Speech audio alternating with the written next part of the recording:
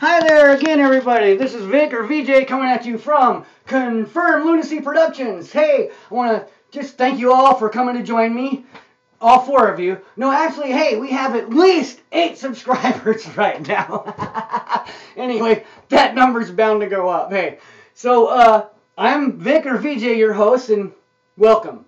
Now, I just want to tell you, hey, lately, I've been busier than a one-legged man in a butt-kicking contest. Seriously, I am a one-legged man. But I finally see a light at the end of the tunnel. You know, I've had some really hard times, but I see a light at the end of the tunnel, and this time I don't think it is a car coming to run me over. And I've been run over 7 times, man. It's not funny. Well, sometimes it is funny. As a matter of fact, let me tell you about the last time that I got hit by a car. Because it was funny. I was in Sunnyvale. Excuse me. Might need medication for this story, sorry. I was in Sunnyvale, California, right?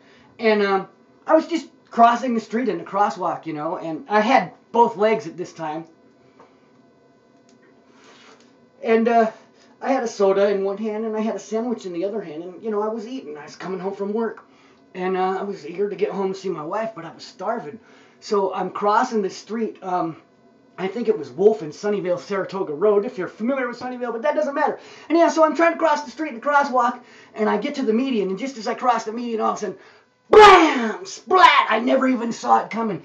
The car hit me in the leg, which I thought broke instantly, and then I hit the windshield, busted that, flipped up over the car about 6 feet in the air, did a 1.5 gainer, and came straight down on the top of my head. Now, when I was in the air, I heard this little voice. I wasn't smoking back then, by the way. I just want you to know that. I heard this little voice in my head. Well, first, I said something in my head, and I thought to myself, so this is what it's like to die. And then I heard the little voice, and it said, Vic, relax. So I let my body go limp, and just as I struck the pavement, the street, because I relaxed, my vertebrae didn't snap all the way down. I mean, I could have just crushed them all. Anyway, so that's not the funny part, okay? That's the story. We're setting it up here. That's called the setup, okay? Now, anyhow, so I'm laying out there on the ground, right? Just totally freaking devastated, you know. And the ambulance finally comes, and the cops are there, and the ambulance guys cut my brand new jeans off, and they were going to cut my shoes off. And back then, these were $500 boots because I had 2 legs, but one of my feet was really messed up in here. That's another story. Anyhow, so they were going to cut the boots off, and I said, oh, God, even through the haze and the pain, I said, no, don't you dare cut them off. So they unlaced the boots and took those off, but they cut my brand new jeans off, right? So I'm laying in the middle of the street, and I'm naked. And this Oriental cop, only in California, this Oriental cop in Sunnyvale comes and he stands over my face and he says, I'm laying on the ground, you know, I'm strapped to a thingamajig, I can't move. And he says, sir, what color was the light when you stepped off the curb? And I kind of looked at him with a blank stare, and I'm like, how the hell do I know? So just as they're loading me into the ambulance, this turd ball of a cop, he actually stuck a ticket for jaywalking on my chest.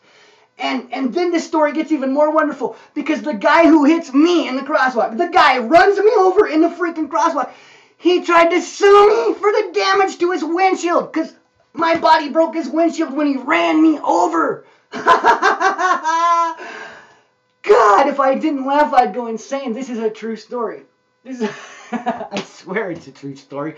Some of you people may know this. My last wife knows it. My son knows it, if he would talk to me anymore.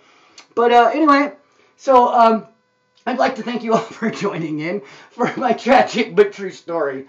But I got to get on to some other stuff here. I want you to make sure that you share this video if you want to, and that you subscribe, because there's some very important information coming out almost every day on RIR 124 if you are in California, or if you're in another state who's fighting the same fight for legalized cannabis for medicine. It's not about the party, it's about the medicine, people. That's what it is to me. Anyhow, you can stay connected through me, because I'm going to throw out updates, and I'm trying to do some things, and if you subscribe and watch my last couple of videos, you'll know what they are, because I'm not even going to mention them right here. I'm going to let you guys do some homework for a change. Okay, but right now, I have some business to do. I have to thank some people for some comments because I asked for them. You finally gave me some comments. And I'd like to thank Jason Love, who says, awesome. Thank you, Jason. I appreciate that. Cannabis University says, thank you, Victor, for doing what has to be done. Somebody has to do it. Montana Connect magazine in Montana and also in Colorado says, tell them, Vic, somebody has to. Thank you, Montana Connect.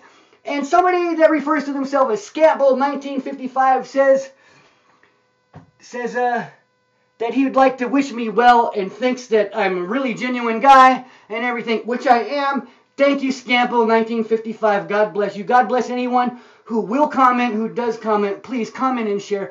This is a matter of life and death. I'm serious. There are people who are suffering with chemo right now who are probably killing themselves because they don't have access to medicine. I know I considered it myself when I was doing chemo.